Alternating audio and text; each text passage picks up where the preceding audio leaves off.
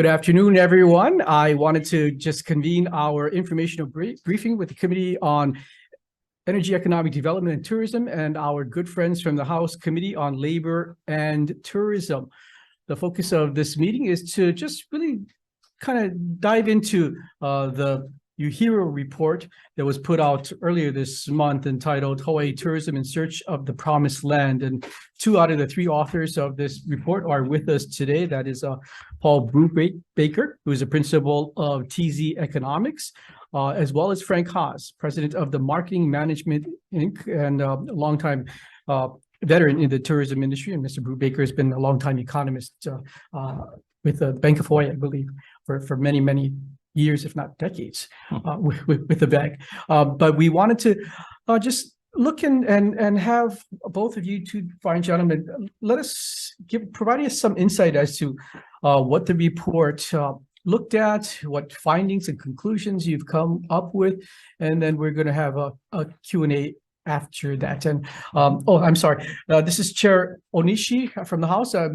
We're anticipating there might be a couple of other lawmakers that might be joining us, but we will introduce them as they enter the room. So with that, if I could turn it over to you, Mr. Haas and Mr. Brubaker, for description of the report. Well, aloha, we're very happy to be here to discuss this paper. So aloha, Chair Wakai and Chair Onishi. Thank you for the opportunity, and we'd also like to thank UHERO for helping us get this paper together, and thank the reviewers for helping us get to clarity, we hope, with the paper. Unfortunately, Dr. James Mack, who's an emeritus professor of economics at University of Hawaii at Manoa, could not join us today, but he has institutional memory about tourism in Hawaii and tourism policy that goes way back. And if you haven't had the opportunity to read his book, Creating a Dream Destination, it gives for what's even going on today. So we're happy to discuss the paper. The paper, we hope, stands on its own, but we're happy to clarify anything that you found that you wanted to find more about. The other thing about this paper is it's really one of a series. Jim Mack, Paul Brubaker, and I have been thinking about and writing about and consulting about tourism governance for some time. So the series of papers that we wrote have all been about governance, and they've evolved as the conditions and the contexts have changed. But we worked very hard to write an executive summary that's only about a page that we hope captures the essence of the paper. But then there's much we can discuss beyond that. I would also point out that the purpose of the paper is really to stimulate discussion. It's not meant to be critical. It's not meant to be cast any aspersions on anybody.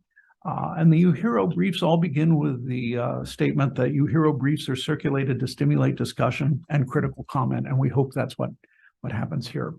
So the reason we wrote this paper is that a lot has changed. I think our first paper was 2019. I got that right?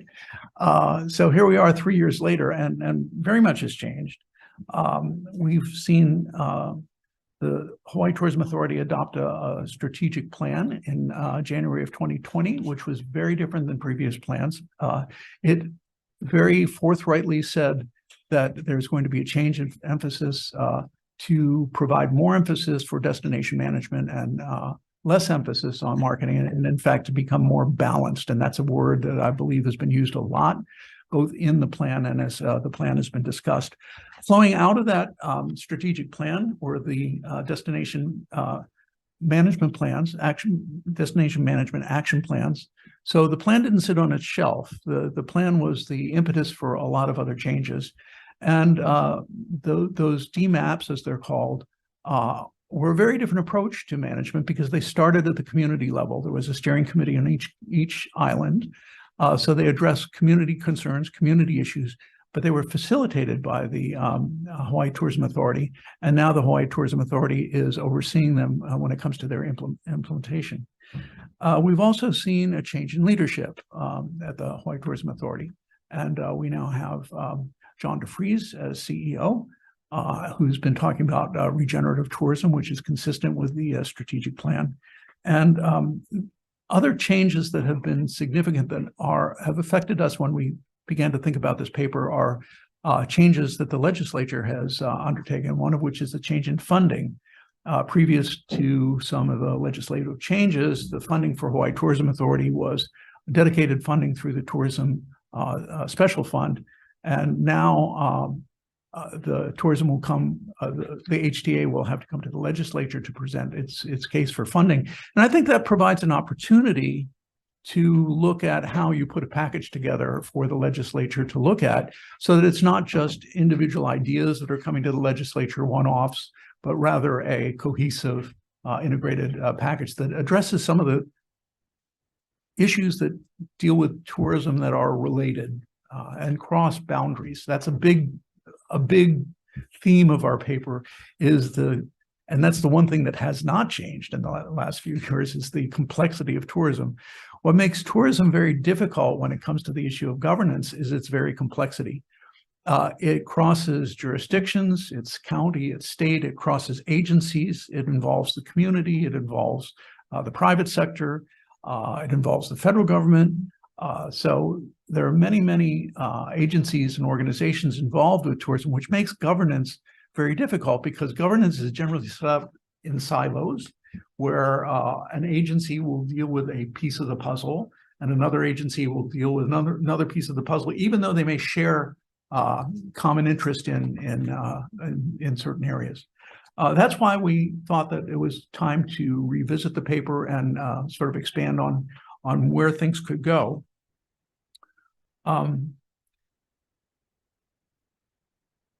So the time is right from our standpoint to look at governance once again. Coming out of all those changes, we definitely see, and I hope you got the sense from our paper, that there is forward motion. Things have begun to change. Things like the strategic plan, the DMAPs are in progress, and that's a good thing. For too many years, there was just an inability to get traction on some of these things. So we now have traction, and what we're looking for is how do we make that better through better governance.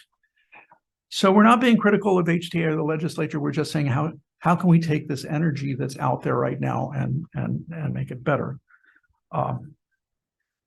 So there are a couple of specific things that we looked at in the paper. One is the need to study best practices. As much as we'd like to think so, Hawaii is not alone in the world, and the places in the world that are impacted by tourism are all dealing with issues similar to the ones that we're dealing with. There are a lot of examples in the United States and in Europe and in Asia where people are addressing the problem in different ways. And what we've suggested is that we look at an initiative to identify best practices and see which ones are applicable to Hawaii. If I'm a little bleary-eyed today, I was part of a conference at 1:30 in the morning. Virtually, it was in Tel Aviv, so I was not flying over to Tel Aviv, but it was a conference of European destination management organizations, and it was an amazing conference. They're all dealing with tourism impacts. They're all changing their governance models. They asked the audience at one point, which is all DMOs, destination marketing organizations, is your organization going to be the same 5 years from now as it is now? And virtually nobody said, yes, it's going to be the same. Some of them said we're going to be out of business, but others said we're going to be very different. And a lot of times those differences were related to management issues, destination management issues. It was very eye-opening to listen to them. So some of the people that were there, just from memory, Oslo, Budapest, Catalonia, Vancouver Island, Amsterdam, the Azores, different stories and different approaches. I shared the schedule with Paul Brubaker, and the session that he looked at something that we've been talking about is using technology to better manage tourism, and they had a session on the metaverse, and wow, that's out there. So we need to be looking at those things. So that's one thing that the paper specifically says we should do, is to take a look at best practices around the world. And once again, not all of them will apply to us. We have to work within our culture, our framework. We have to work within the structure of the United States Constitution and federal laws and all that stuff. But there are other places in the world that have dealt with these issues, and we believe there's an opportunity to look for them. Just one example, the Columbia River Gorge as a destination area for tourism. It covers multiple states, multiple counties, federal land, navigable rivers. It's all kinds of complicated things, and they have a very robust management plan. So things like that are worth looking at. But apart from that, the other thing that we would suggest in the paper is that what do we do now while we're waiting for this new version of governance that we're suggesting? Are there things that we can do now to improve governance? Because once again, the critical step for governance in the world of tourism is finding ways to cross boundaries, to cross jurisdictional boundaries, agency boundaries, to involve the community, to involve the industry, and that requires a lot of integration. We think that there's some pieces of the puzzle that can be put together right now as is, and maybe modified a little bit or worked on. But the three pieces of the puzzle that I would say that we can look at are in statute. There's 201B, the Hawaii Tourism Authority statute, which provides a lot of suggested authority, and perhaps not final authority, but suggested authority to the Hawaii Tourism Authority. We have the DMAPs, which now have provided us with input from the community about what matters to them and what's a priority for them. And we have the change in funding, where the Hawaii Tourism Authority will have to be funded from a source other than the Tourism Special Fund. So we think there's an opportunity with that combination of things to put a solution together that might be more cohesive. So there is forward motion, there is progress, but we still have to deal with the roles, responsibilities, and budgeting that isn't necessarily as clear as it could be. And I know DLNR is in the room, but just one example, and I'm not picking on DLNR, but there was just a story in the paper about permitting for beach operators, and that intersects what DLNR does for the residents and for the place, but it also intersects with tourism. There ought to be some way that we coordinate and discuss and jointly decide what the best solution is. And if it requires more funding, where's that funding going to come from? And once again, that's just an example. There are many examples like that. Because the DMAPs are full of examples that of issues that where the solution is going to have to cross boundaries and work together and perhaps find more funding than any individual agency has. So one of the things we suggest as a starting point is that HTA, perhaps as the lead agency, take these ideas, these issues, whether it's issues coming from the DMAPs or things like certification of beach operators, and work together with agencies to assemble a package of legislation so that it can come to you as a package rather than individual ideas, because you have been addressing issues. I know the green fee came up last year. Other things have come up as individual ideas, but if someone could consolidate these, sort of evaluate them, and with the governor's blessing, come to the legislature with a package, I think that would make your job easier in terms of evaluating where tourism can go.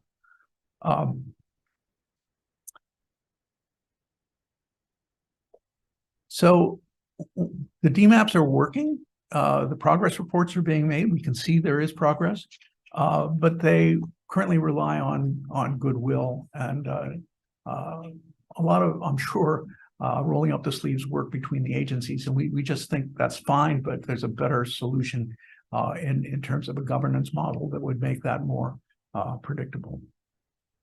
In the paper, we did cite some of the statutes. We know that in 201B3 that, and in a previous paper, we had this discussion with Hawaii Tourism Authority, that there's language that says The authority has the authority to develop, coordinate, and implement state policies and directions for tourism and related services, and to coordinate all agencies and advise the private sector in the development of resources.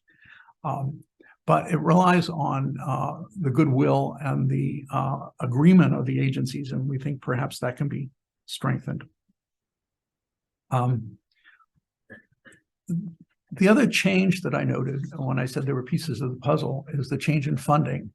And previously, Hawaii Tourism Authority had money available to it through the Tourism Special Fund that it could use to work to offset the cost of another agency. One example that comes to mind was surveillance cameras in Waikiki.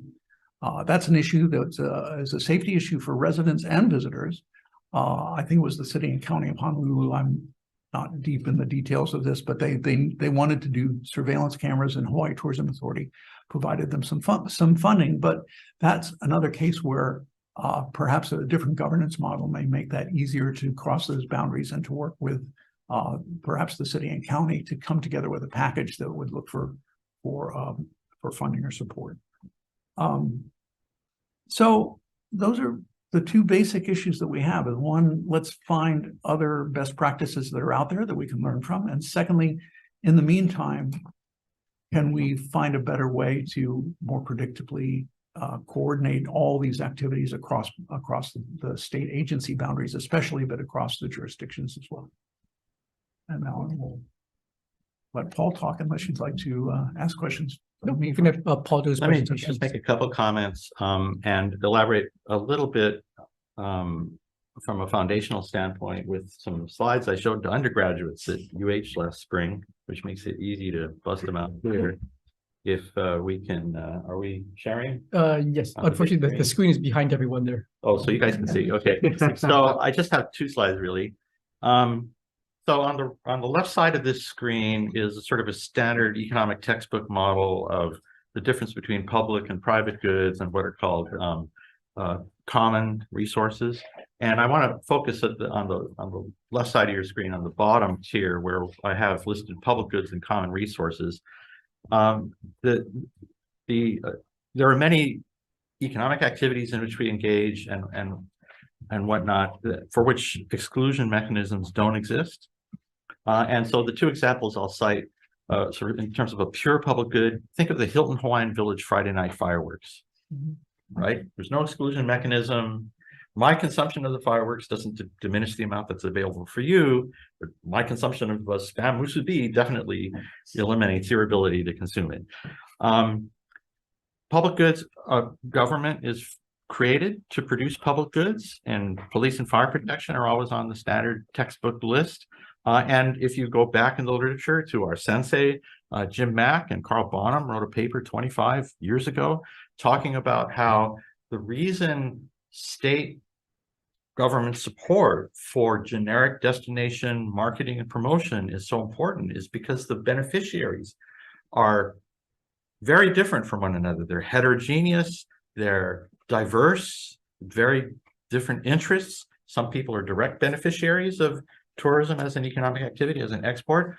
Others are secondary beneficiaries or just benefit from the fact that because we have tourism, we have more airplanes, so we can fly places more easily.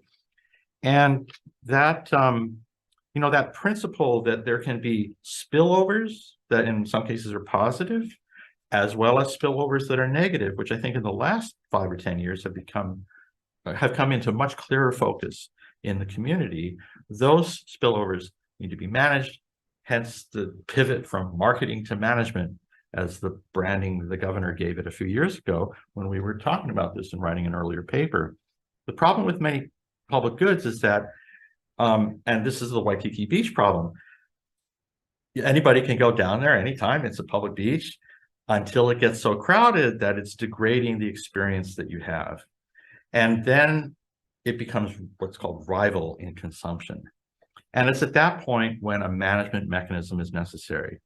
Now, on the right side of the screen, I have 3 columns, a congestion column, which is what I just talked about, crowding at the beach, crowding on the roadways, crowding on the hiking trails, crowding in the kayakers going out to Flat Island and Kailua. natural resource and environmental degradation, which is its own special sort of category of resource stewardship failure, something we're all interested in, and cultural integrity and authenticity, which has been a concern to many communities, and we are a multicultural community.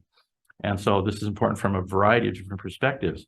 If you go read the statute 301B3, that 201.3B, that lays out the sort of roles and responsibilities of the tourism authority, the crafters of that legislation recognize that the tourism authority that was being created and agencies that preceded it in the same role had a special role to play because tourists were different. They were from different places. There was an information asymmetry, we would say, in economics. They don't know what we know. They're not maybe as educated, et cetera, et cetera.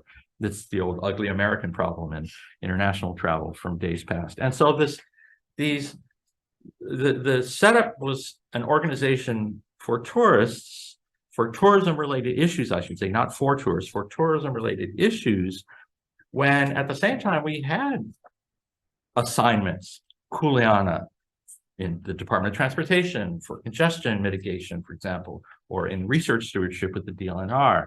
And what we're realizing now that HTA has embraced the pivot, has added more marketing management, destination management tools to its marketing a toolkit, and moving on down the road, as Frank said, making forward progress, is that we haven't really seen the pivot that I'll show in the next slide. It's the same slide with the pivot on the right side, where what I call the acronyms, the agencies whose responsibilities overlap in these three areas, and I'm just showing three, there are others, but let's say congestion mitigation, natural resource degradation, and cultural dilution.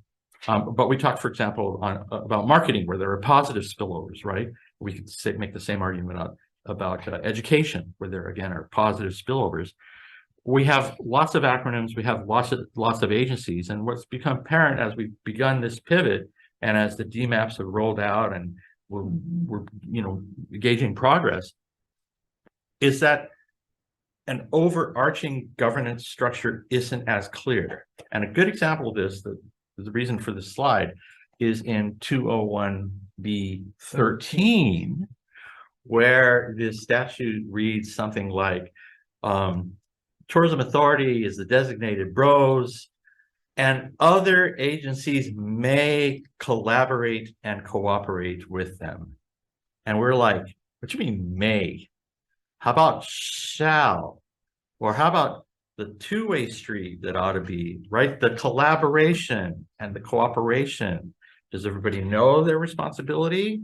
Does everybody know how? Is there a mechanism for formal collaboration? And as Frank says, we've changed the funding mechanism. It used to be a kind of a Port Authority of New York, independent agency, manage the convention center, here's a pot of money, go do your job, don't come back, right? And now we've got a different mechanism where the policy is going to be designed here, and we're at a moment in political succession where leadership is going to change. And so these questions of governance in an environment in which a pivot has already begun to occur, I think loom larger and opportunistically from a policy-making standpoint. And so that's the end of my slides, and I will stop sharing. And I think the undergraduates got it, but I'm hoping you guys get it too. We're not as smart as they are. Yeah, so that's kind of where we ended up. We've been thinking about this obviously for a few years, and then we got to thinking, boy, if we don't say something now, we're going to have leadership transition and a whole new approach to funding, and maybe the coordination and the cooperation, which we're beginning to observe in other jurisdictions. And if you look at multilateral organizations like the OECD and the WTO, the World Tourism Organization, is that what it's called, are, they're thinking about these challenges of governance. We don't have the answers. That's part of the problem. We mentioned one solution that's out there, Peter Apo at some point, and each of us, I'm sure on our own from time to time, have thought about more of a cabinet level type of assignment. But then, of course, there are bureaucratic and other issues. And to be clear, we have lots of problems in coordination and cooperation in the existing silos. And that's true of every organization. I lived in an organization in the private sector that had the same kinds of problems. So this is not unique to travel and tourism, but it's 15 to 20% of GDP in a good year. It's big enough that it really matters. It's our principal export. And I should say, from a personal standpoint, maybe my co-authors don't share this concern as much as I do, but I am concerned that the impulse to reduce tourism seems to be so simplistic and instinctive a response of some people, when the point of management is that you don't have to reduce tourism necessarily, right? With better management, you can do more. If you're Disney, the solution isn't have fewer people come to Disneyland. The solution is technology or pricing or expand the park or pivot from visits to merch and pivot to streaming content. That's how we'll make our money in the metaverse. They'll visit Hawaii from the comfort of their basement. To be continued. Thank you, Mr. Brubaker, Mr. Haas. I want to welcome the House Majority Leader, Della Bellotti. Thank you for joining us this afternoon. I don't take this opportunity to do question and answers, and I will kind of defer to my House colleagues first to pose some of those questions. Chair Onishi.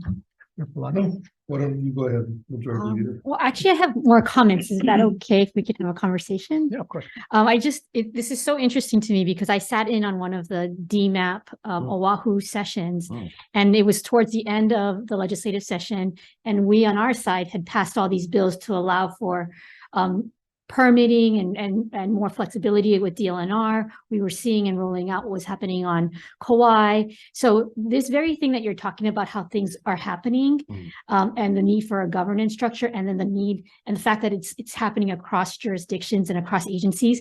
When I was in that meeting, I was impressed with what HTA was facilitating, but I was also thinking, we're doing some of this already. Some of these sub-actions that were being identified are already being done. Fast forward, we do the changes in the funding mechanism, and now we're here in this place where you say there is this opportunity. And I just want to say, I think the paper that you put together crystallized what I was experiencing in that moment. And so I think you folks are right on target that we are at this moment where leadership is necessary. I was also impressed by the term whole of government approach in your paper, because I think one of the things that we learned from COVID was when we were tackling a complex problem, it was the whole of government approach. And we can criticize the leaders who were there at the time because it was a 1 in 100-year pandemic. But we saw that whole of government approach happening with COVID. So I think that's the suggestion that there be a whole of government approach for the next administration is right on target. So I really appreciate that you're putting it out there.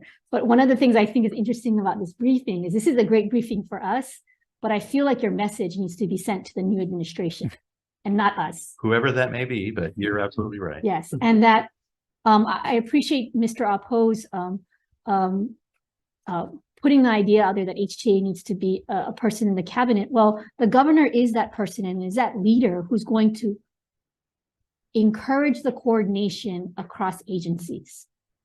And so I guess my question to you is that, is this group here, and we're going to all be facing this transition here in a few weeks to months. Agencies are going to be in turmoil because they're going to be replacing new department heads. We're going to be heading into legislative session. There's going to be a new governor making the budget, and may not be fully equipped with knowing everything. I mean, what is the conversation that can happen amongst the people in this room, to encourage the next administration to really take the lead and then give us the opportunity then to react, as well as interact with those proposals for a legislative package? Because I agree with you right on. I mean, I think the way bills get introduced from the governor's side is that they get introduced by departments. So it only reinforces the lack of coordination and the silos. So I guess, you know, in our realm, we have caucuses, right, that put forward bills that often touch in different jurisdictions, right? Like I think of the Women's Legislative Caucus. We often introduce bills, but we've worked with different agencies before it even gets introduced. I guess, how do we encourage that process to happen on the executive side versus our side initially? So are you having conversations, I guess is the question. I know you said we're right on. I'd say you're right on. We envision this idea of a package of things that where the solution is whole of government, it crosses agencies, and it comes to you as something to evaluate from that standpoint. I can only come up with an analogy. When I first moved back to Hawaii, and you weren't born, but I got sucked into, my boss said, go be on this committee, because I guess he didn't want to be. And it was the tourism, it was a market research committee of the Hawaii Visitors Bureau. You and I were on. It was where we all met each other. And I was the lowly flunky, you know, number cruncher from the bank, and Jim Mack, our fearless leader, was on the committee, and all the people I met in tourism came from that moment. Now we would have a series of Zoom meetings, and John DeFries and George Kam and other leaders in the industry and in the community. I mean, the technology allows us to do this pretty easily, but governance is partly about mechanism design, right? Not so much ad hocery, which was one of our concerns with DMAPs, is it seemed to be all kind of scattered and you know, lacking in focus maybe. And that's a different way of doing government or governance, it seems to me, right? 25 years ago, remember the Economic Revitalization Task Force? That was a whole nother, you get people into a room, and it was, you know, the labor unions and the Senate and the House leadership and the administration people, and then the Bishop Street crowd would all come over. And the last time I sat in one of these, it was the Senate and the House leadership and the administration people and the Bishop Street crowd and the nonprofits. That was interesting. The labor guys weren't even there. But, you know, we have other mechanisms to get the voices into the room, maybe virtually. And that may be one place to start, because I realize those conversations are happening already because people are doing the work at the authority and in the agencies. And, you know, I've had meetings with DLNR people talking about apps and that kind of thing. But somehow the process, the design of the governance mechanism hasn't gone farther into formalization. And maybe that does take the leadership of a new group of executive administration people. Chair, can I ask one more follow-up question? And maybe it's a more concrete question, because I kind of just threw out a big question that could be very philosophical. What about the reverse? We have seen destination management planning working on Kauai in the pilot program that we've seen with Hawai'i. Is that another way, rather than, I understand looking for best practices outside and external from us, but is there ways that we can build upon these pilot programs that we've already started to design and implement and pull that and create the governance from that? Hawai'i is the poster child. They did a fabulous job. And that was pre-DMAPs, although Hawaii Tourism Authority was involved with that. But that bubbled up from the community, but it didn't just bubble up from the community. It engaged, and partly because the legislatures, I think Nadine Nakamura was involved with that, other legislators were involved with that, but that enabled them to convene these different agencies together. So it effectively did what we're talking about. It was cross-agency, cross-jurisdictional, solving a specific problem. So the question is, how do you take that example and put it into a governance model that works as a template for similar issues? I have a slightly different view, which is that version 1.0 usually isn't the best. And so I'd say great start, Is it an app? Is it timed entry? Is it a surge priced? Is it a dynamic variable pricing algorithm? I that's was running- referring to the way it was structured and the way I'm just saying that, you know, implementation, if I understand it, there's still somebody in a booth that's collecting money from tourists, but not. No, it's all online. So the DLNR has moved to 3 parks, Haena, Wainapa, and now Diamond Head, Yeah. where you need to go online to make a reservation at an appropriate time. But to your point about dynamic pricing, I don't think that there's dynamic pricing. It's like Yeah, $5. I mean, I'm just talking about stuff that already exists everywhere else. So Right. yeah, you remember the blue screen of death in Windows 2.0, right? And you had to wait for 2.11 before your system would stop crashing. So yeah, great start. Let's keep going. And we were talking about this outside. Another way, and now we're down in the management weeds, but I'm just saying one of the ways governance can operate is to have the portal in which private, you know, booking apps and whatnot, right? Rather than it's your app, have you be the manager of the portal. So anyway, that's not your question, but honestly, I don't know how we get there. I just know this is a really great moment to take a step up. And so let's not congratulate ourselves too much for version 1.0, although I can see that they've made great progress. That's Kirk and those guys, right? At DLNR. Yeah, I mean, I would say, though, it's more than just DLNR because it's a community that came forward, and it's actually community nonprofits that are helping execute the plan. And then HTA was also a part of it because they were part of the facilitating. So it actually is a outgrowth of some of the things that you're talking about if we can successfully actually coordinate government, that's the hardest thing to do. let's not leave out, like, it seems to me there was a bill we referenced that had been tabled talking about research into best practices and so on. Frank brought this up. Seems to me that ought to be an ongoing project. And it seems to me that Travel Industry Management School of the University of Hawaii wouldn't be a bad place, you know, to institute something. I'm just saying, my concern with, you know, getting the neighborhood board version is that's the version you're going to get. And like by my house, they just put in these speed tables and there's a pedestrian overpass 1 block away. And I'm like, why are we doing this? So that's the kind of, I should have gone to that community association meeting, right? But too late, there's a speed table.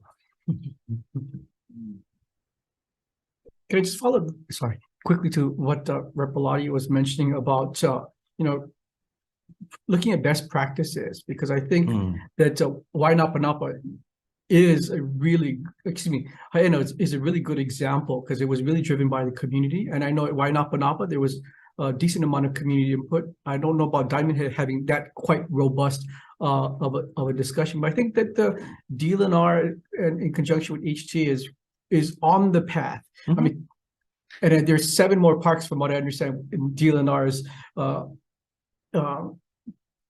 parks that have fees associated with it that they're going to move on to. But I think that we've learned a lot from Haena and I don't know what's next after Diamond Head, El Nido or Kaka Falls or others. But learning from I think we don't disagree. We just think we can go further. We're like, let's keep going, bro. I was showing Paul an app that I have for an attraction. And it not only gives you the tickets, it gives you an audio tour, it gives you the history of the area, you know, so that it can be, we're just imagining where this could go. And one of the things that, not related to this paper, but it's another paper I wrote on, can Hawaii come out of the COVID crisis as a smart destination? There's so much we can do with smart tourism and smart technology. And it takes time and it takes resources, but wow. We talk about the mindful visitor. We talk about really the visitor experiencing deeply the culture. You can do that many, many ways. And technology is one of them with AI and with other applications. Sorry, I need to cut you off. No. Okay, I wanted to go back to this. In my mind, the basic concept of your paper here was that there needs to be some form of governance that provides someone with this authority to coordinate the various departments, agencies, different levels of government. Frankly, I have never seen a model like that. So, you know, I was involved when I first got into the legislature with HIS, and HIS is a combination of 6 government departments working to address the Hawaii invasive species. And it doesn't work because everybody has different levels of engagement and different levels of what they think they're responsible to do. And there's no one authority, you know, that is going to say, hey, you know, Paul, you're not doing what you're supposed to be doing, right? Or we're going to cut your budget, right? And we're going to give it to Frank. You know what I mean? I mean, so how do you think HTA, obviously, by statute, doesn't really have the ability to do anything to DLNR for not managing a resource, or any county, right, for not following through with, you know, addressing a visitor issue. That's what we called the may versus shall problem in the language. Yeah, but I'm the not saying shall is, you know, has its own will problem. anybody listen to the Well, shall, sure. right? I mean, we put into statute all the time, shall, and it never gets done. So I'm trying to figure out, you know, That's the executive, I think. Well, be what we're legislative. suggesting, and perhaps it's not clear, is it is leadership, is that it's HTA, as at least in my mind, and like I said, we haven't come up with concrete solutions for anything. We think we need to explore this, but in our discussions, in my mind, HTA has a lead, and the language is already there in 201B. But it's going to get bumped up to probably to the governor. The governor is the one place where he can direct agencies to do things, or not.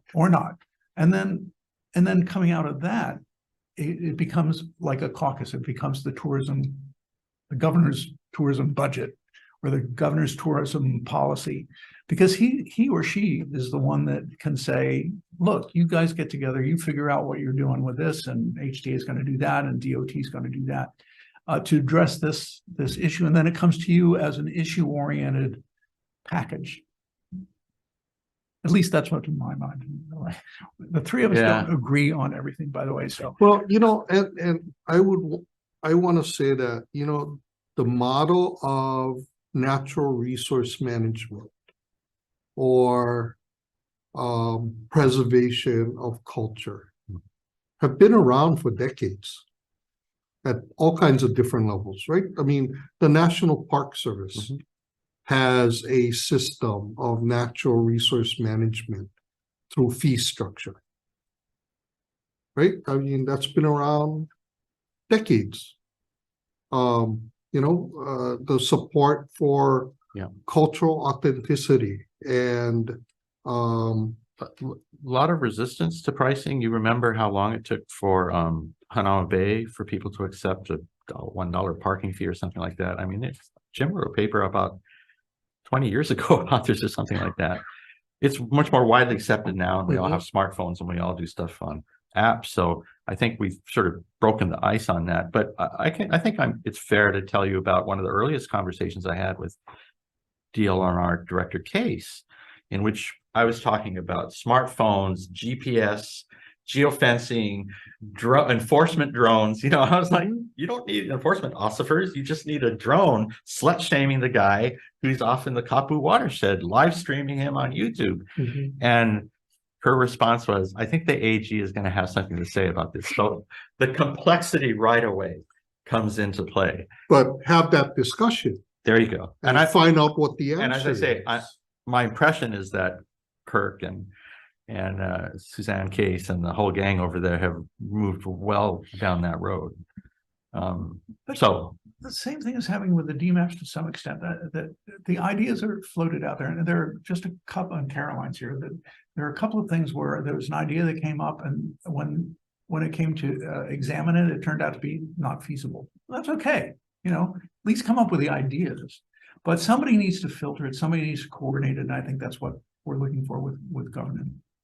Well, I guess for me, the one issue I think I have, especially on the DMAP side, is, I think you touched upon it in your paper, is that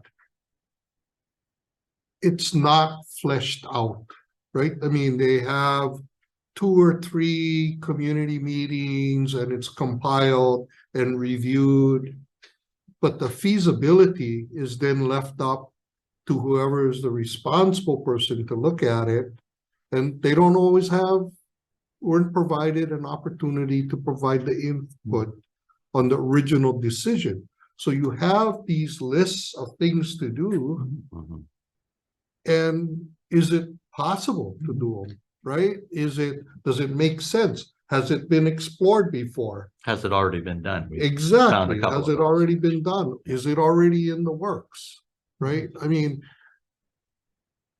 because of the limited, I guess, discussion on what does this mean, and you brought up Oahu, right? Reduce the number of visitors. How? Who? Why? Where? Why? Jobs, economy, right? Restaurants, small shops, mom and pop shops.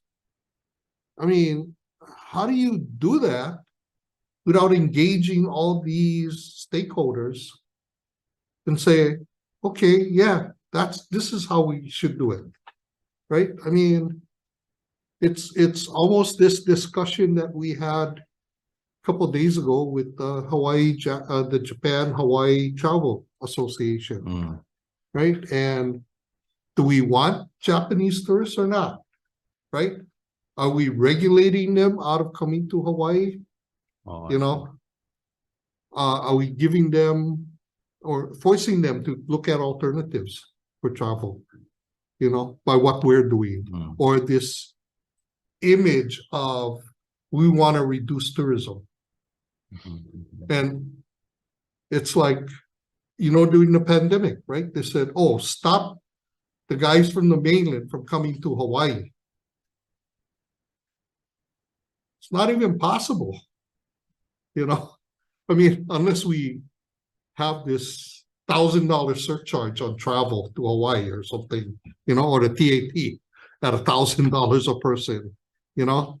But I mean, those are the kinds of things that are not vetted, yet are part of the normal discussion that, you know, and I don't know, is that the role of whoever's going to be managing tourism?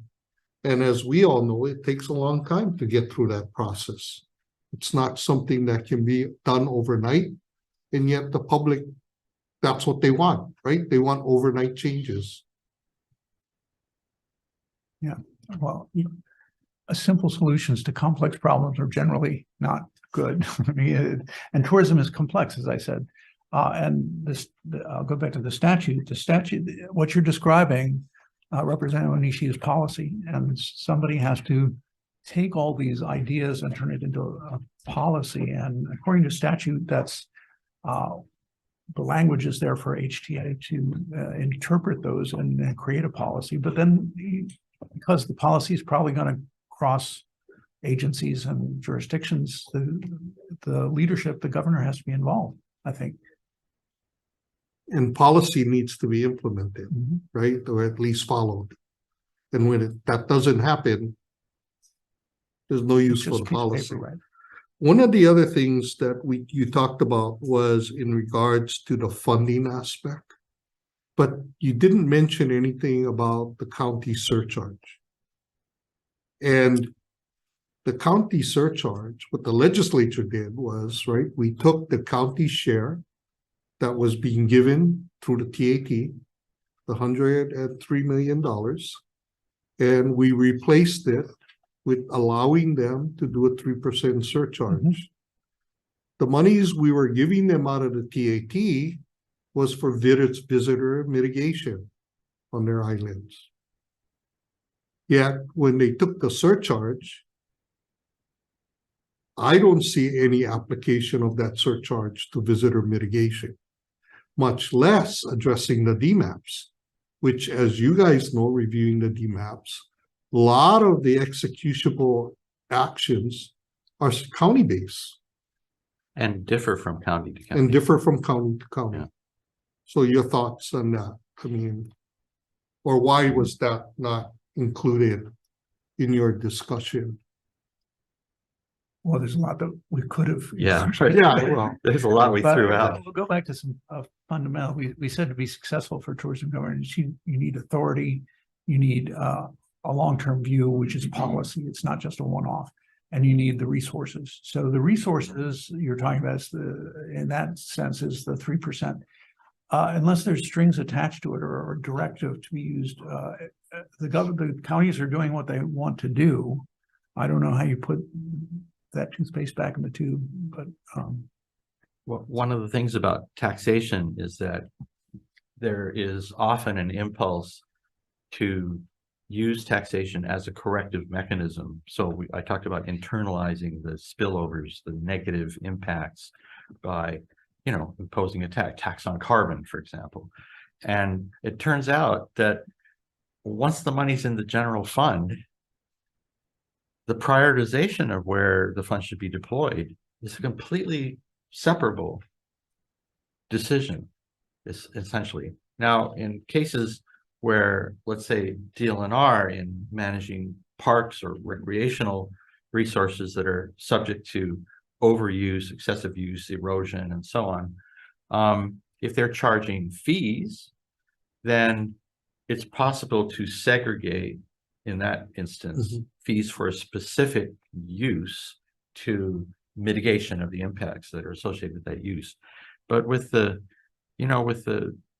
surcharge on the hotel room tax, it's not obvious that that's the case. I mean, if that were the case, then hotel owners might make, property owners who are essentially paying the tax might make the argument, well, how is that helping us? And so you get into these allocation for attribution versus allocation problems. I think it's, and as a general rule, my way of thinking about taxation is keep it separated from how you spend. And by the way, nothing prevented the counties from making the appropriate prioritization and allocation of their existing property tax revenues. Indeed, nothing prevented the counties from raising the property tax, which is the lowest in the country. Well, the governance issue exists at the county level too. If there are county-related tourism issues, some entity for within sure the there county are. should be making the case, perhaps through a tourism set of bills for the county council to address them, because that's the only way you're going to get to see how you're going to appropriate that money to address a specific problem. Yeah, and George Cam and I just had this same conversation out over on the railing where we're thinking about, well, we're talking to state people and the state silos and how do we get the coordination and collaboration, but there's a whole nother level of jurisdiction in which a similar kind of coordination and collaboration problem exists. And that's what's interesting about the one example I raised with the Columbia River Gorge, where other people with multiple layers of jurisdiction have dealt with it. And I don't know exactly what they've done, but I sure want to look at that. that's the kind of thing we can learn from. Okay. Thanks.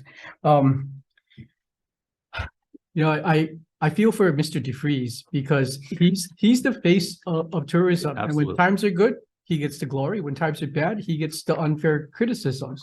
And as you mentioned, there's so many disparate entities and stakeholders that they weigh in on tourism. I mean, for example, we have traffic issues on the North Shore. I mean, how in the world is Mr. DeFries going to solve that if the Department of Transportation is not in collaboration with what he wants to do? And you point out that there's may and maybe it should be shall, but as Representative Onishi says, shall is almost meaningless as well, because as an executor or of a department, I can just stub my nose and say, no, I don't care what you say, Mr. DeFries. I'm going to continue to ignore the traffic congestion on the North Shore. So I think your idea of going back to the days of Linda Lingle, when she had Marcia Wienert as the tourism liaison, might be something worth revisiting. And I fully support Representative Onishi's idea of actually being smart about it and getting a consultant paid to look at best governance practices and if there could be something better. But in the meantime, part of me thinks that if that study were to be done today, there might be unfair scrutiny of HTA as it exists today, as outlined of some of the shortcomings here. So what can we do as Representative Onishi's study goes along to help improve what we have in front of us? Because to me, the best scenario was, let's say we do get that study in 3 years or so, that we've helped HTA empower itself so that the study says, wow, HTA is actually the model that Bucharest and Tehran and all of the places that you were in discussion with, Frank, and that is the perfect model. So I think that's hopefully where we're going, is making sure and having validation through Representative Onishi's study idea that HTA is the model. So that's kind of the mindset I come into this informational briefing in. And I think you offer us some very interesting ideas and proposals. One of which I really like is that liaison position in the governor's cabinet level there. But I want to try and understand more just now, how do you operationalize the DMAP functions?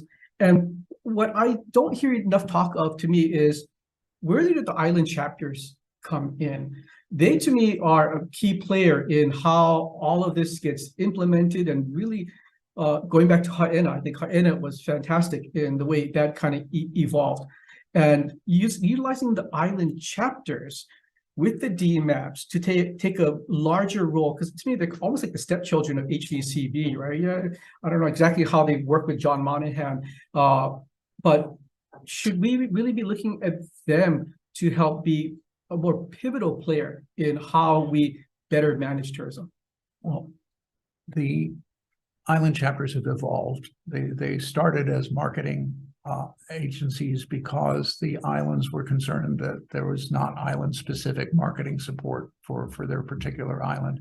In fact, the Oahu Visitors Bureau started as the Waikiki Beach Operators Association. It was definitely hoteliers, it was definitely industry, it was definitely marketing. Over time, they've acquired other roles. But this is, when we talk about let's look at governance, that's one of the things you need to look at. We have this legacy organization that was created for one purpose. We now have a situation or a context that's completely different. How should that change? And I'm not suggesting what that is, but we have now an organization that exists. We have a different set of issues. How can we balance that or reconfigure that so that it makes sense? Because when I worked at Hawaii Tourism Authority, the island chapters were going to trade shows, they were doing sales calls, they were doing almost exclusively marketing stuff. And I know now that they've expanded their role and are doing different things, but what should their role be? And I think that's true with everything that we're talking about. We've sort of accommodated the change, but we haven't really said, how do we address the deep changes that need to be done in governance? I tend to stick my neck out a little further and ask for the rebuttal question: why are the visitor marketing or whatever organizations they used to be, why are they the point people on some of the issues you raised? So let's take North Shore traffic, for example.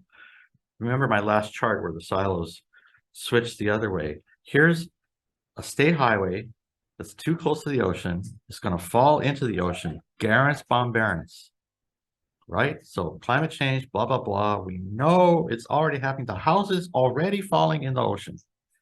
So the whole road has to go Mauka and should go all the way back to the base of the poly, right? Just one time. That has nothing to do with tourism.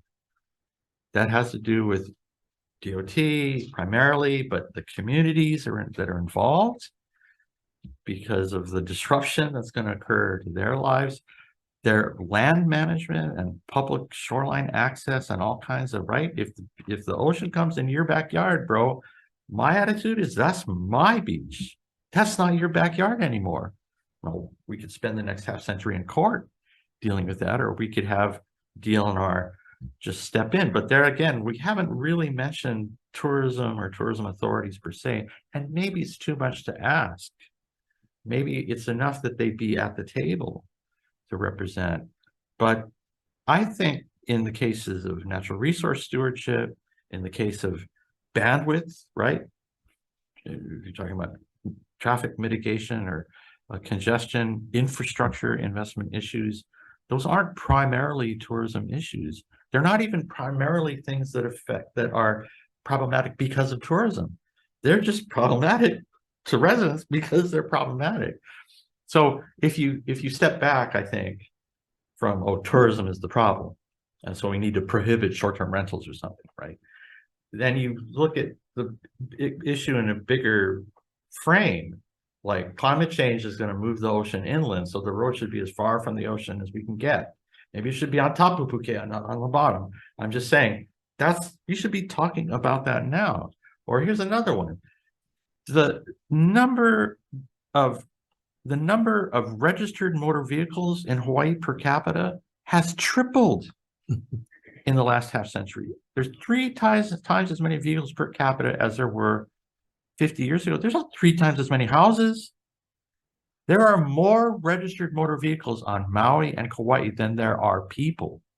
So again, the governance mechanism we're talking about has to go beyond tourism and look out into the future and have the tourism authority enabled to represent and to bring its knowledge to the table, but to engage and, as Frank mentioned earlier, resource these other agencies that have aspired to do good deeds, but maybe hadn't had the funding in the past.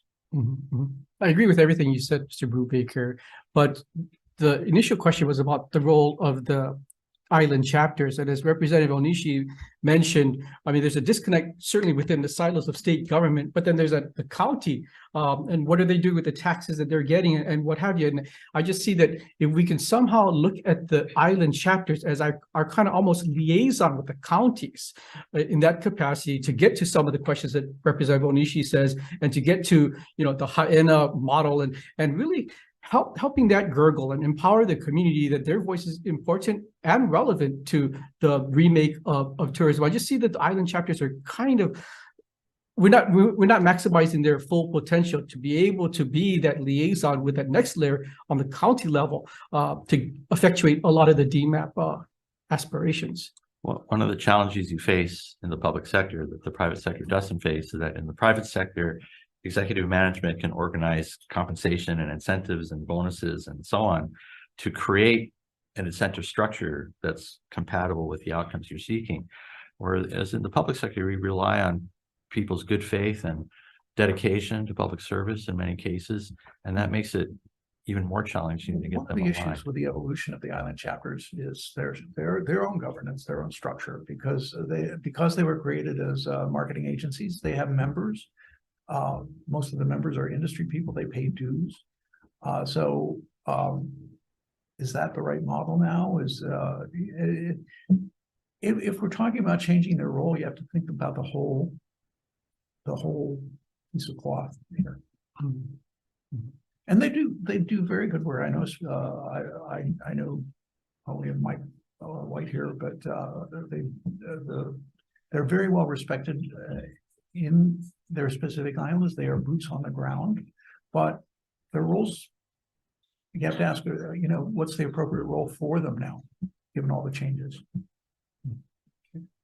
I want to speak specifically about part of your study that talks about key performance indicators. And you pointed out that HT now looks at resident satisfaction, visitor satisfaction, average daily visitor spend, and total visitor spending. And you go on, though, to say that these are probably not the right metrics. And quote, what is badly needed are new measures for long-term success and clear methods for how to interpret them. Can you give us some of your thoughts on what should be the key performance indicators as we go down to measure what is the value of better management of tourism? I don't have them off the cuff for you, but they should relate to what we're trying. I mean, key performance indicators are key performance indicators because they're linked to what you're trying to accomplish. So if we're trying to ensure, if you use the term regenerative tourism, how is regenerative tourism progressing? How are we seeing the positive influence of tourism on natural resources, the culture? Those are very difficult KPIs to develop, but they're not impossible. In fact, I'll go to the conference that I was at last night. That was a big part of the discussion because a lot of these different destinations were pivoting as Hawaii is pivoting, and they were wondering the same thing: that how do we know the pivot is working? So we didn't suggest any KPIs there, but we suggested that we need to look at the KPIs and make sure they're related to those goals that we're trying to accomplish. Yeah, as you know, I'm a data geek, so anytime you can measure something better, more comprehensively, in better alignment with what is perceived to be the public interest and public policy, and that's where you guys come in, I think, you know, you've made an improvement. So the 4 that you mentioned, basically 2 involve surveys of attitudes, and those can always be improved.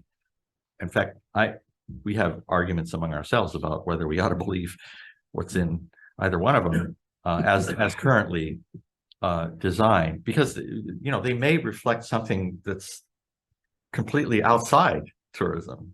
You know, I worry, for example, about kind of political tribalism and, you know, kind of borderline bigotry, you know, Holly go home kind attitude. It seems to be more acceptable to have those attitudes in American politics today. I'm not sure why, but that's my sense of it. And that can't be tolerated in our community, I don't think. But beyond that, as I say, in addition to better design, survey design, and it's really important to get it right at first so you can track it over time. One of the problems we're kind of asking the same questions we asked 20 years ago, which didn't seem to be well designed to begin with. But with respect to the, you know, the volumetric data, the people coming through off the plane and all that, how much they spend, better survey methods there would be helpful. We have a lot of metadata now we can get from credit card swipes and other sorts of information that should be harnessed. I know marketing agencies have access to and use some of these. One important role that government can play is making anonymized, high frequency, big data, metadata available to the general public. There's a public good. My consumption of the data does not diminish the amount that's available for you to consume. I can't exclude you from using it if DBED publishes it, if HTA publishes it. They've made great strides in making available. I mean, their websites rock now. And I would say, keep on going and let's go out. And one of the things we learned because of the pandemic is how many private organizations are willing to provide, you know, Google smartphone mobility data. I know where people are moving, anonymized, but that's the kind of thing that would be really helpful. Can I add just one final thing? We need to resolve the inflation adjustment problem. And if the last 18 months, right, the inflation rate is 6.6% right now. In Honolulu, in the urban Hawaii consumer price index went up 6.6% in September from 1 year ago. I bet you a mini plate lunch, there's going to be a press release in a couple of weeks that says total visitor expenditure went up $3.80 and there's no inflation adjustment. And I don't understand how it can be the #1 political issue going into the midterm elections and we haven't resolved the question of how to do it. Now, the way I do it is I use the urban Hawaii Consumer Price Index and I interpolate. That's my method. It's not official. DBED has researched using and constructing an export price index from the visitor expenditure surveys. It's another legitimate way of doing it. I would do both.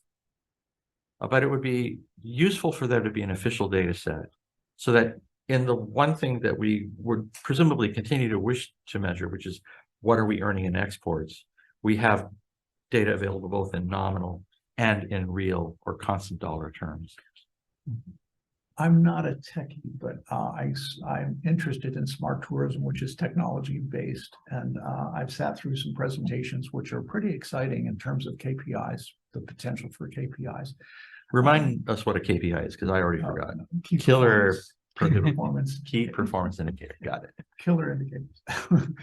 Killer But performance. you can, because of metadata and big data, you can track. I mean, if we're trying to convince people to be mindful, we can track people that get the message and then see if they reacted to it or acted on it. I don't know all the magic in that black box. All I know is that there's a lot of black boxes out there, and there's a lot of potential to be explored in terms of how to develop KPIs beyond the 4. And maybe we can doing the 4. That gives us a good trend line because we've done that over time. But to add to that, to get the nuances when you're talking about regenerative tourism and you're talking about this pivot that we're doing, there are a lot of nuances to that aren't captured that we I think have the potential to capture. Yeah, we need. I meant to come back to that because you both mentioned it. Regenerative, sustainable, whatever. We need to measure it. We need to be able to say by this metric, we have improved regeneration or whatever the objective is. If the basic definition of regenerative is improvement, you have to show how to improve. Of what, right? Yeah, what is it and how did it improve and how much? And that's not easy. I'm not suggesting it's easy, but I'm suggesting it's possible, or at least it's worth discussing. Well, there are smarter minds than mine working on it right now. I mean, I've sat through those presentations. Okay, They're pretty impressive. Yeah. And that's the struggles that we're seeing in tourism and with HTA now is this. I mean, the strategic plan talks about better management of tourism, and towards that end, the Hawaii Tourism Authority put out an RFP for the U.S. Marketing that had both the marketing as well as the management all encompassed in one. And then now there's more talk about teasing out one from the other. And I think both entities that are vying have very strong, legitimate strengths to bring to the table. But in your interpretation, I mean, are these mutually exclusive, or can one entity actually do both, sell Hawaii as well as manage who comes here? Or are these totally separate skills where if you're really trying to get that respectful, mindful visitor, that is a completely separate approach to going after, get that spend, push back inflation because we've increased the room rates. And how do you both of you see this as going forward? I mean, is it a yeah, I'm trying to figure out what, because there's so many sides singing both tunes, but both of you have history as well as data to help guide that discussion. They're different skills, but there's an interplay between the two. They are related. And when you put them in silos, if you put them in separate silos, you lose that interplay. And that's, I think, less than optimal. Because tourism takes place in the community. So if you say we're going to do marketing over here and destination management over here, you miss the fact that the marketing brings people into the community, and you need to bring them in with the right mindset, with the right value system. And if you separate them, that it's much more difficult to do. It's not impossible to do, but it's much more difficult to do. So I see the relationship. You know, if you learn classical marketing, there are 4 P's, and one of the P's is product. And the product is the place, and the place is the community. So you're bringing people into the community, and the marketing has to recognize that and bring the appropriate message and the appropriate targets so that the community isn't impacted negatively. That's my view. The way I would have described it is it flowed out of the strategic plan. The strategic plan said we want to integrate, and there's one chart on the strategic plan, I think it's page 17, and it says we're looking to develop this integrated marketing management system. I think that's the gold standard. Yeah, a proper and well-functioning destination management system is going to produce the information needed to do better marketing. So, you know, the kinds of things we can get our hands on today, for example, from, and I think there's some partnerships yet to be established. And it's a good idea for us to be, or for HTA, let's say, or DBED or the state to be pursuing this, because post-pandemic, a lot of companies seeking to make a contribution to our understanding of what the impacts of the pandemic were just began posting their data. Now, some of them are pulling back on what they're making publicly available. This is the year where people are starting to cut off. So as an example, we have Google smartphone mobility data that show how much time people or their smartphones spend in workplaces and at home and parks and so on and so forth, which complement in retail establishments, food establishments, and so on, which complement what we know from spending patterns that we get elsewhere. But we also have the credit card data in these big data sets that are out there. All of these kinds of new big data sets, high frequency data sets, enable better focus for marketing efforts. So, and they're the inevitable byproduct of a management system where people pay a fee, or we know they've gone through an entry point. The GPS has picked them up here, and then we see them there. They came and then they left, and we know for how long, and we can associate that with where they came from and all this stuff. That system creates information that makes the marketing even better focused. So I think inevitably they're tied together. I would personally be concerned about creating new silos, but the way to overcome that is to have the collaboration and coordination we've been talking about from the get-go. And my impression of the entities that you've described is that there are people out there in the tourism sort of outsourcing community, shall I say, that are actively cultivating new methods and new techniques and new talent to achieve everything I just talked about. Can I sort of do a follow-up in regards to this whole discussion? So, I think we have identified that the branding function needs to be more localized. And because the state of Hawaii is a state of islands, and basically we're broken up into basically counties. And, you know, Maui County obviously has three main islands that, right, have different needs and assess visitor industry differently. I wanted your thoughts on whether or not a concept of state governance is that at the state level, the entity would market for all of the branding that is done at the island level that might be controlled or organized through what currently exists as the Visitors Bureau on those islands. And to a certain extent, I think they have already taken that responsibility of establishing sort of a branding of their island or county. And the larger state entity, as you say, would look at how best to market these different island brands in general for Hawaii. Because right now, right, we have one entity doing that for all the islands, and there are conflicts. And we're doing the DMAPs to try to segregate and separate islands and needs, right?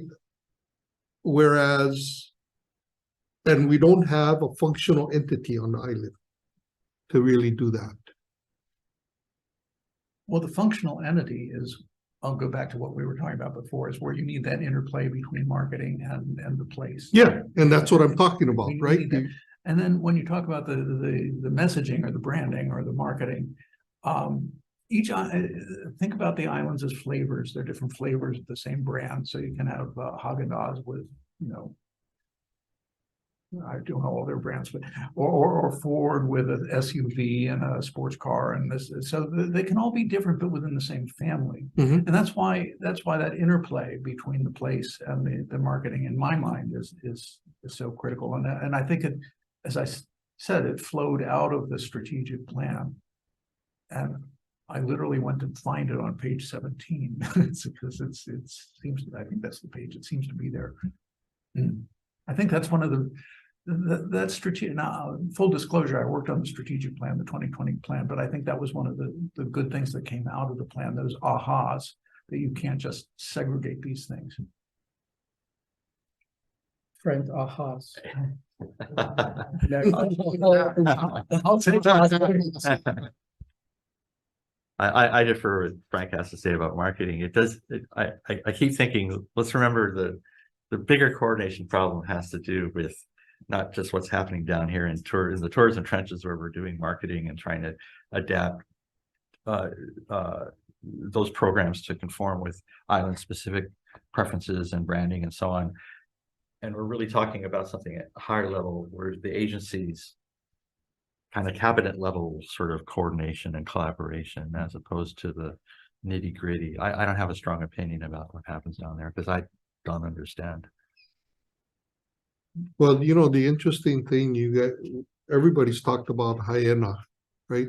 And that came out of a disaster, right? And the community's concern about the problems prior to the disaster and how you move forward.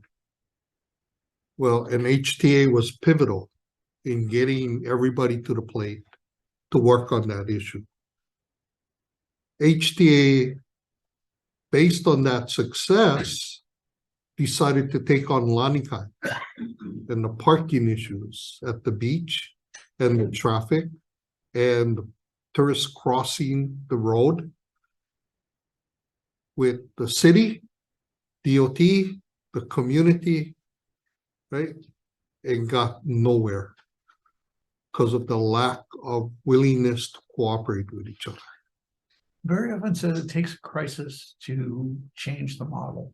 So if Lanikai is in quite a crisis, it's much more difficult to happen. Yeah, I mean, it's a think- problem. I gotta But, say, sorry, no. we're Kailua boys, so I'm kind of like, why is the tourism authority coming into my neighborhood telling us what we see? Well, I see from a completely They weren't there to tell you what to No. do. They were there to facilitate a solution to a between the parking problem. stakeholders. But again, this Right. this comes up all the time. Or, well, this is a tourism problem. No, it's a parking problem, right? Well, these guys stay up too late and call up the cops and say they're noisy people next Right. door. That's a Right. right. But the community perceived it as a tourism problem. I know, and so Because Kailua it banned was- vacation rentals, and It I'm was like, the tourists parking on the side of the highway and trying to cross the road and stopping traffic. which is still a parking problem. Oh, it is, Yeah. it is, but the community saw it as a tourism problem. We You know what I obviously think of the disagree on this, but neighborhood. there are these It is. where it's an overall problem, but tourism is a part of that problem. And that's why, that's the basis of the paper. You have to find the collaboration between all the people that can fix the problem, whether it's a tourist problem or a general problem. But it can't just be ad hoc.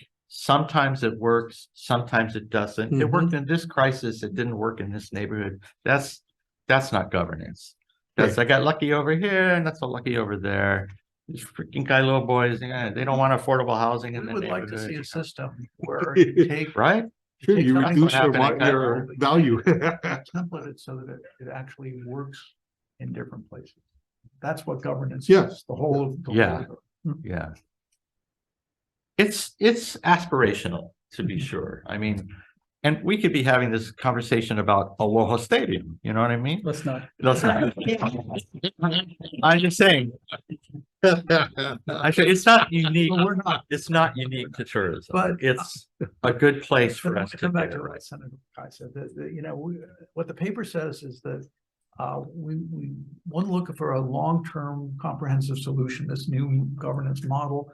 But we also want to recognize in the meantime, there are probably ways to improve what we're doing now. And if we can do those two things, I hope that's what came across from the paper. And we don't have specific solutions, but we said that's the direction, that's the aspiration that we had in writing this. Yeah, well, I think you gave Representative Onishi and myself a lot of good ideas that he and I will both work on in the next legislative session. So with no further business in front of us, we are adjourned. Thank you, everyone. Thank you.